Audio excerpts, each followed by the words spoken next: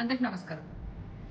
ఆంధ్ర రాష్ట్ర మాజీ ముఖ్యమంత్రి వర్యులు శ్రీ వైఎస్ జగన్మోహన్ రెడ్డి గారు మా వీగన్ మచిలీపట్నం, విజయవాడ, గుంటూరు అనే 3 ప్రాంతాలను కలుపుతూ అతి తక్కువ ఖర్చుతో, ఇప్పటి ప్రభుత్వం చెప్తున్న ఖర్చులో కేవలం ఒక 10% ఖర్చుతోనే ఎంత గొప్పగా మన కారిడార్ను అభివృద్ధి చేసుకుంటూ రాజధాని నిర్మించుకోవచ్చు అనేటువంటి ఒక అంశాన్ని ప్రజల ముందుకు తీసుకొచ్చింది.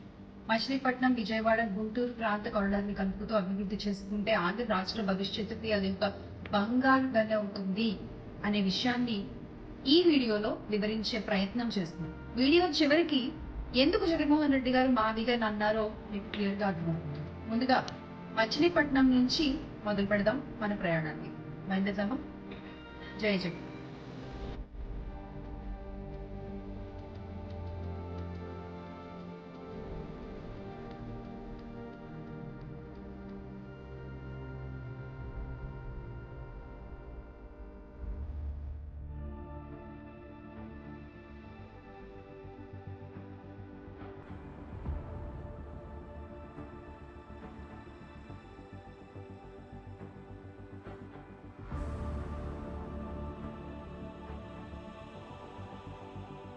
వైఎస్ఆర్ కాంగ్రెస్ పార్టీ అధినేత, ఆంధ్ర రాష్ట్ర మాజీ ముఖ్యమంత్రి వర్యులు శ్రీ వైఎస్ జగన్మోహన్ రెడ్డి గారు రాష్ట్ర ప్రజల ముందుకు మా విగన్ మచిలీపట్నం, విజయవాడ, గుంటూరు అనే ప్రాంతాలని, ఆ చుట్టూ ఉన్న 110 కిలోమీటర్ల కారిడార్ ని అభివృద్ధి చేసుకున్నట్లయితే గనక అతి తక్కువ బడ్జెట్ లో అప్పుల పాలైపోకుండా మనం ఒక రాజధానిని డెవలప్ చేసుకోవచ్చు అనే ఒక ఆలోచనని రాష్ట్ర ప్రజల ముందుకు తీసుకురావడం జరిగింది. ఒక పక్క రాజధాని నిర్మాణానికి 2 లక్షల కోట్లు కావాలి అని ప్రస్తావిస్తున్న వేళ దాంట్లో 10% బడ్జెట్ తోనే ఈ మచిలీపట్నం, విజయవాడ, గుంటూరు చుట్టుపక్కల ప్రాంతాలని అనుసంధానించుకుంటూ గనక అభివృద్ధి చేసుకున్నట్లయితే ఈ కారిడార్ ని మన రాష్ట్ర భవిష్యత్తుకి చాలా ఉపయోగపడుతుంది అని జగన్మోహన్ రెడ్డి గారు ప్రస్తావించడం జరిగింది. ఆ 2 లక్షల కోట్లలో 10% పెడితే చాలు ఈ మచిలీపట్నంకు, ఈ విజయవాడకు, ఈ గుంటూరు మధ్య కనెక్టివిటీ కోసం. మావిగన్ రాష్ట్ర అప్పుల ఊబి నుండి బయటికి వచ్చే దారి, మన ఆంధ్ర రాష్ట్రానికి ఒక తలమానికం. ఎప్పుడైతే జగన్మోహన్ రెడ్డి గారు మావిగన్ అనే ఒక కాన్సెప్ట్ ని ప్రజల ముందుకు తీసుకుని వచ్చారో అప్పటి నుంచి అది తప్పు అని మాట్లాడారు. కానీ అలాంటి వాళ్ళందరూ కూడా రెండో రోజునే ఎస్, జగన్మోహన్ రెడ్డి గారు చెప్పిన మావిగనే రాష్ట్ర అభివృద్ధికి సరైన పద్ధతి అని ఈ రోజున అందరూ ఒప్పుకుంటున్నారు. మచిలీపట్నం నుండి వాటర్ కనెక్టివిటీ, విజయవాడ నుండి ఎయిర్ కనెక్టివిటీ, గుంటూరు నుండి రోడ్ కనెక్టివిటీ, ఇలా మా వీగన్ అని తీసుకుని ప్రతిపాదించినటువంటి ఈ మావిగన్ లో అసలు ఏమేమి ఉన్నాయి, ఎందుకు జగన్మోహన్ రెడ్డి గారు ఈ ప్రాంతాలను ఎంచుకున్నారు, ఎందుకని ఈ మూడింటిని అనుసంధానం చేస్తూ, ఎందుకని ఈ 3 కలిపి 110 కిలోమీటర్ల కారిడార్ ని కూడా కలిపి దీన్ని అభివృద్ధి చేసుకోవాలని జగన్మోహన్ రెడ్డి గారు ఎందుకు చెప్పారు అనే విషయాన్ని మీకు క్లియర్ గా అర్థమయ్యేలా వివరించే ప్రయత్నం ఈ వీడియోలో చేయడం జరుగుతోంది. ముందుగా మచిలీపట్నం బయలుదేరదామా?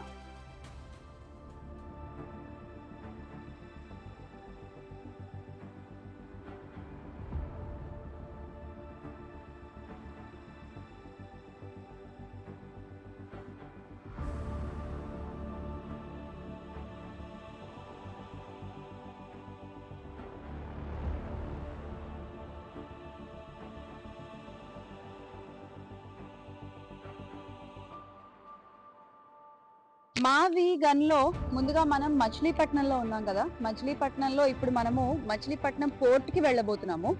ఈ పోర్ట్ యొక్క ప్రాముఖ్యత ఏంటి, ఈ మావిగన్ లో ఈ పోర్ట్ ఎంత కీ రోల్ ప్లే చేస్తోంది, ఈ పోర్ట్ ని ఎలా దృష్టిలో పెట్టుకుని ఈ పోర్ట్ ఇక్కడ ఉంది కాబట్టి ఈ మచిలీపట్నాన్ని మావిగన్ లో అన్న ఎలా ఇంక్లూడ్ చేశారు అనేవి ఇప్పుడు మనం మాట్లాడుకుందాం.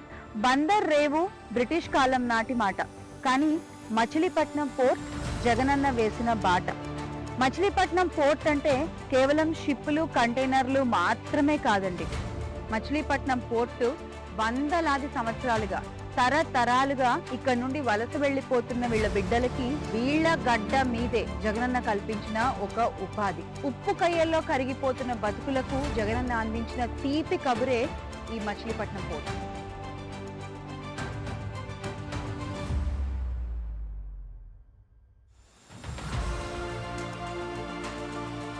ఇప్పుడు మనం NH65 మీద ఉన్నాము. గతంలో దీన్ని NH9 గా పిలిచేవాళ్ళు. ఈ హైవే 900 కిలోమీటర్ల అతి పొడవైన 6 lanes హైవే.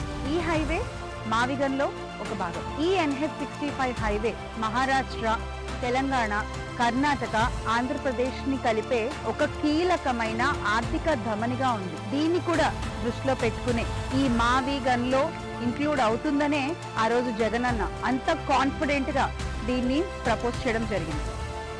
మనం ఇప్పుడు మచిలీపట్నం నుండి విజయవాడ వెళ్తున్నామండి. ఈ మధ్యలో మనకు ఉండేటువంటి ప్లేసెస్ ఏంటంటే మనకు ఆల్రెడీ ఇందాక చూసాము మచిలీపట్నంలో మంగినపూడి బీచ్ ఎలా అయితే ఫేమస్, అలాగే పెడనలో కలంకారీ చాలా ఫేమస్, అండ్ చల్లపల్లి రాజావారి ఫోర్ట్ కి ఇది చాలా ఫేమస్, అలాగే పామరు అండ్ ఉయ్యూరు, కంకిపాడు, వీటన్నిటి మీదుగా మనం ఇప్పుడు విజయవాడ వెళ్ళబోతున్నాం.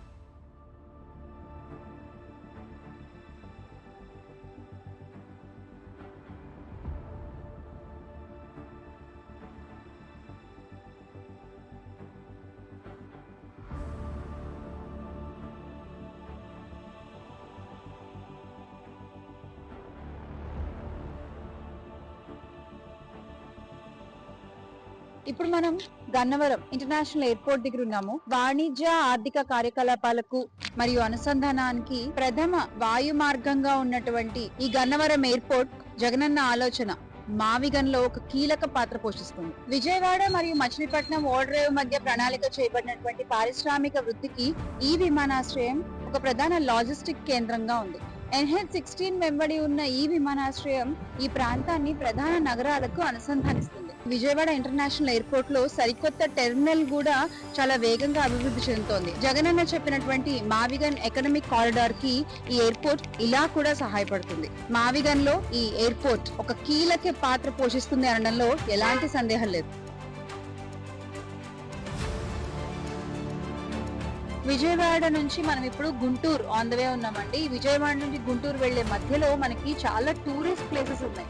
ఒకవేళ మనకి విజయవాడ దగ్గరలోనే ఉన్నటువంటి ఉండవల్లి కేవ్స్, అలాగే పానకాల స్వామి టెంపుల్ మంగళగిరిలో ఎంత ఫేమస్ మనందరికీ తెలుసు, Highland resort and amusement park, Prakasam barrage విజయవాడలో, అలాగే పెదకాకాన్లో ఉండేటువంటి టెంపుల్. ఇవి ఈ విజయవాడ నుండి గుంటూరు మధ్యలో ఉండేటువంటి టూరిస్ట్ అట్రాక్షన్స్.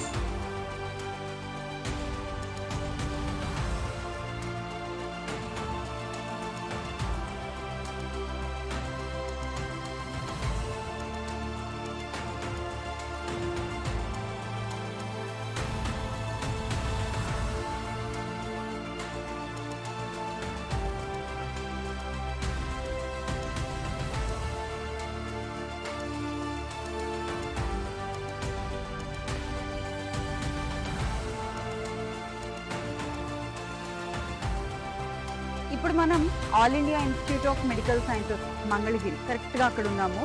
ఇది కూడా జగనన్న ప్రతిపాదించినటువంటి మార్గంలో ఒక ముఖ్య పాత్ర పోషిస్తుంది.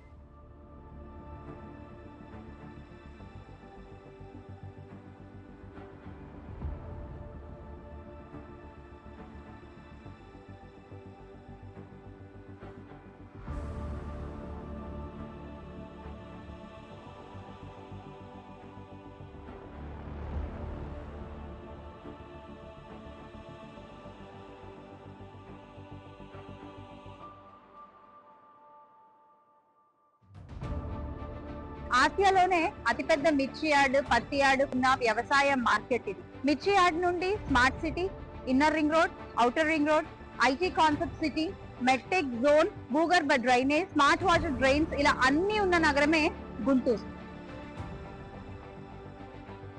ఇక్కడ నుండి మిర్చి ఘాటు ప్రపంచానికి ఎలా అయితే ఎగుమతి అవుతుందో, మన ఆలోచన దేశాలకి ఆదర్శం కావాలి అన్న తపన నుంచి పుట్టిన జగనన్న విజనే మావిగన్. ఆ మావిగన్ లో ఒక భాగమే గుంటూరు. గుంటూరు మెడికల్ కాలేజ్ 1946 నుండి ఆంధ్రుల ఆరోగ్య దేవాలయంగా ఉంది.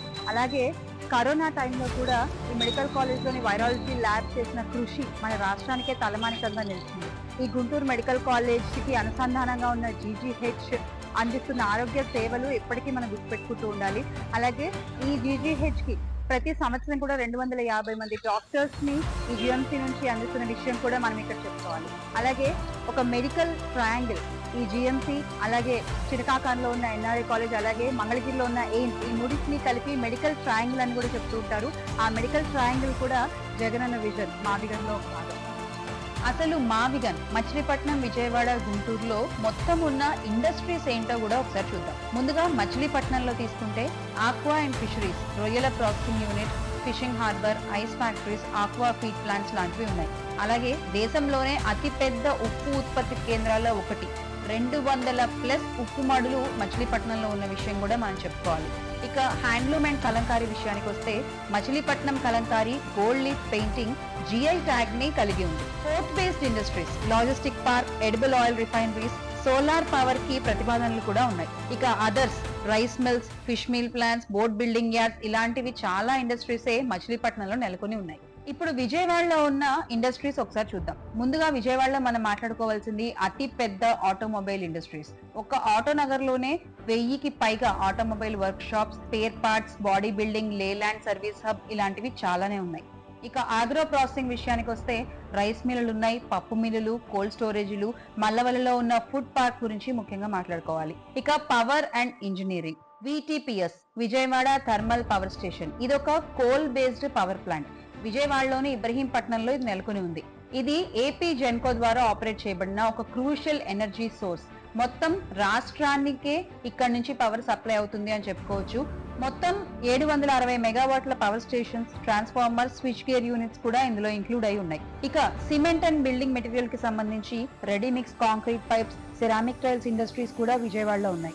IT అండ్ సర్వీసెస్ విషయానికి వస్తే Medha tower, IT park, HCL, Wipro, tech Mahindra లాంటి కంపెనీలు కూడా విజయవాడలో ఉన్న సంగతి మనం చెప్పుకోవాలి. Printing and publishing, Vijayawada Telugu ప్రచురణలకు ఒక hub. Newspaper printing units ఇక్కడ చాలానే మనకు కనిపిస్తాయి. ఇక లాజిస్టిక్స్ చూస్తే కృష్ణా జిల్లా రైల్వే అండ్ రోడ్ జంక్షన్ కావడంతో వేర్ హౌసింగ్, ట్రాన్స్పోర్ట్ హబ్ గా కూడా ఈ విజయవాడ ఉంది. ఇప్పుడు గుంటూరులో ఉన్న ఇండస్ట్రీస్ గురించి మాట్లాడుకుంటే ముందుగా మనం చెప్పుకోవాల్సింది అతి పెద్ద వ్యవసాయ మార్కెట్. ఈ వ్యవసాయ మార్కెట్ లో ఆసియాలోనే అతిపెద్ద మిర్చి యార్డ్ కూడా ఇంక్లూడ్ అయి ఉంది. అలాగే పత్తి యార్డ్, పసుపు యార్డ్ కూడా ఉన్నాయి. ఇక టెక్స్టైల్ అండ్ స్పిన్నింగ్ విషయానికి వస్తే కాటన్ స్పిన్నింగ్ మిల్స్ 20కి పైగా గుంటూరులో ఉన్నాయి. గార్మెంట్ యూనిట్స్, ఫ్యూజరీకి సంబంధించి కూడా గుంటూరులో మనకి ఇండస్ట్రీస్ కనిపిస్తాయి. ఇక తర్వాత మనం చెప్పుకోవాల్సింది అతిపెద్ద పంట అయినటువంటి పొగాకు. టొబాకోకి సంబంధించి ఇక్కడ ITC, GPI tobacco processing unit ఎగుమతి కూడా జరుగుతూ ఉంటుంది. అలాగే టొబాకో బోర్డ్ కి హెడ్ క్వార్టర్స్ గా కూడా ఈ గుంటూరు ఉంది. ఫుడ్ ప్రాసెసింగ్ యూనిట్స్ వస్తే కారం, మసాలాలు, ఆయిల్ మిల్లులు, లెమన్ గ్రాస్ ఆయిల్ ఇలాంటి ఫుడ్ ప్రాసెసింగ్ యూనిట్స్ మనకి చాలా గుంటూరులో కనిపిస్తాయి. ఫార్మా అండ్ కెమికల్ కి సంబంధించిన ఇండస్ట్రీస్ గురించి మాట్లాడుకోవాల్సి వస్తే గుంటూరులో మెడ్టెక్ జోన్ మంగళగిరికి దగ్గర. అలాగే ఇక్కడ GMC ఉంది, గుంటూరు మెడికల్ కాలేజ్, GGH ఉంది, గుంటూరు గవర్నమెంట్ హాస్పిటల్. అలాగే బల్క్ డ్రగ్ పార్క్ ప్రతిపాదన కూడా ఉంది. సిమెంట్ అండ్ మినరల్స్ ఇండస్ట్రీస్ గురించి మాట్లాడుకుంటే KCP cement, lime stone mining, granite industries గుంటూరులో మనకు కనిపిస్తాయి. ఎడ్యుకేషన్ కి ఎలా ఈ గుంటూరు అనుబంధంగా ఉంది అంటే printing, publishing, coaching eco system పెద్ద పరిశ్రమగా మారింది కాబట్టి మొత్తం మావిగన్ లో ఎడ్యుకేషన్ కి సంబంధించి గుంటూరు ఒక రెవెన్యూ జనరేషన్ హబ్ గా ఉంది. మొత్తం మచిలీపట్నం, విజయవాడ, గుంటూరు నుంచి స్టేట్ గవర్నమెంట్ కి వెళ్లే ఆదాయం ఉజ్జాయింపుగా చూసుకుంటే గనక మచిలీపట్నం నుండి 1200 నుండి 1800 కోట్లు ఒక సంవత్సరానికి, అలాగే విజయవాడ నుంచి 8000 నుండి 12000 కోట్లు ఒక సంవత్సరానికి, గుంటూరు నుండి 6000 నుండి 9000 కోట్లు ఒక సంవత్సరానికి, అంటే మొత్తం 15200 నుండి 22800 కోట్లు ఒక సంవత్సరానికి ఈ మావిగన్ నుండి స్టేట్ గవర్నమెంట్ కి వెళ్లేటువంటి రెవెన్యూ. విద్యార్థులకి ఈ మావిగన్ ఎలా కనెక్ట్ అవుతుంది? మచిలీపట్నంలో డిగ్రీ కాలేజీలు 15+ ఉన్నాయి, ఇంజనీరింగ్ కాలేజీలు 3 ఉన్నాయి, పాలిటెక్నిక్ కాలేజీలు 2 ఉన్నాయి, ఫార్మసీ ఇంకా ఇతర కాలేజీలు 4 ఉన్నాయి. మొత్తం 24 కాలేజీలు మచిలీపట్నంలో మనకు కనిపిస్తాయి. ఇక విజయవాడలో తీసుకున్నట్లయితే 80కి పైగా డిగ్రీ కాలేజీలు, 25కి పైగా ఇంజనీరింగ్ కాలేజీలు, 12కి పైగా మెడికల్, డెంటల్ ప్లస్ నర్సింగ్ కాలేజీలు, 30కి పైగా ఫార్మసీ, లా ప్లస్ మేనేజ్మెంట్ కాలేజీలు, 20కి పైగా పాలిటెక్నిక్ అండ్ ITI కాలేజీలు ఉంటాయి. మొత్తం 170కి పైగా కాలేజీలు విజయవాడలో ఉన్నాయి. ఇక గుంటూరులో తీసుకుంటే 90కి పైగా డిగ్రీ కాలేజీలు, 20కి పైగా ఇంజనీరింగ్ కాలేజీలు, 15కి పైగా మెడికల్, డెంటల్, నర్సింగ్ కాలేజీలు, 25కి పైగా ఫార్మసీ, లా అండ్ మేనేజ్మెంట్ కాలేజీలు, 18కి పైగా పాలిటెక్నిక్ అండ్ ITI కాలేజీలు, 170 కాలేజీలు గుంటూరులో ఉన్నాయి. మావిగన్ హైవే స్ట్రెచ్ లో ఉన్న గవర్నమెంట్ ల్యాండ్ డీటెయిల్స్ ఒకసారి చూద్దాం. విజయవాడ మంగళగిరి హైవే స్ట్రెచ్ లో మధ్యలో ఉన్న తాడేపల్లి, కానూరు, ఉండవల్లి కలుపుకుని institutional transport administrative type of government land అక్కడ ఉంది. అక్కడ మొత్తం అవైలబుల్ గా ఉన్న గవర్నమెంట్ ల్యాండ్ 650 నుండి 1350 ఎకరాలు. ఇది మోస్ట్లీ డెవలప్డ్ స్టేట్ లో ఉంది. అలాగే మంగళగిరి గుంటూరు హైవే స్ట్రెచ్ లో తీసుకుంటే చినకాకాని, నంబూరు, పెదకాకాని లాంటి కీ లొకేషన్స్ ని కలుపుకుని institutional industrial reserve type of government land అక్కడ అవైలబుల్ గా ఉంది. మొత్తం అక్కడ అవైలబుల్ గా ఉన్న ల్యాండ్ 1800 నుండి 3900 ఎకరాలు. ఇది ప్రస్తుతానికి ఖాళీగానే ఉంది. ఇక Amaravati access and seed capital road stretch ని కనుక తీసుకున్నట్లయితే మండలం, వెలగపూడి, తుళ్లూరును కలుపుకుని మధ్యలో కోర్ గవర్నమెంట్ అడ్మినిస్ట్రేటివ్ ల్యాండ్ అక్కడ అవైలబుల్ గా ఉంది. 6500 నుండి 13000 ఎకరాల ల్యాండ్. ఇది లార్జెస్ట్ కాన్సన్ట్రేషన్ కలిగిన ల్యాండ్. ఇది ప్రైమరీ క్యాపిటల్ జోన్ లో కూడా తీసుకోవచ్చు.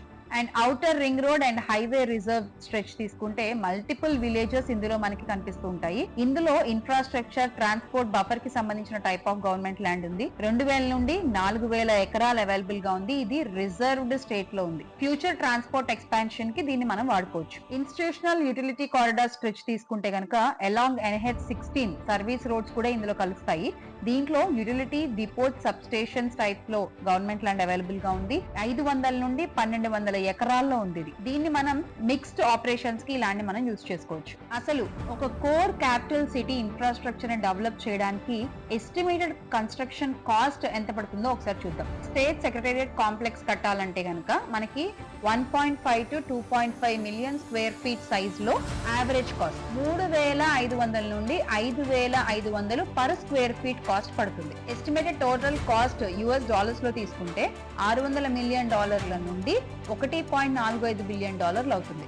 ఇది లార్జెస్ట్ అడ్మినిస్ట్రేటివ్ బిల్డింగ్ అయ్యేటువంటి ఖర్చు. అలాగే లెజిస్లేటివ్ అసెంబ్లీ 400,000 నుండి 700,000 స్క్వేర్ ఫీట్ లో కనుక మనం ఆ బిల్డింగ్ ని కట్టినట్లయితే average cost per square feet 4,000 రూపాయల నుండి 6,000 రూపాయలు. అంటే మొత్తానికి అయ్యే ఖర్చు 1,600 నుండి 4,200 కోట్లు.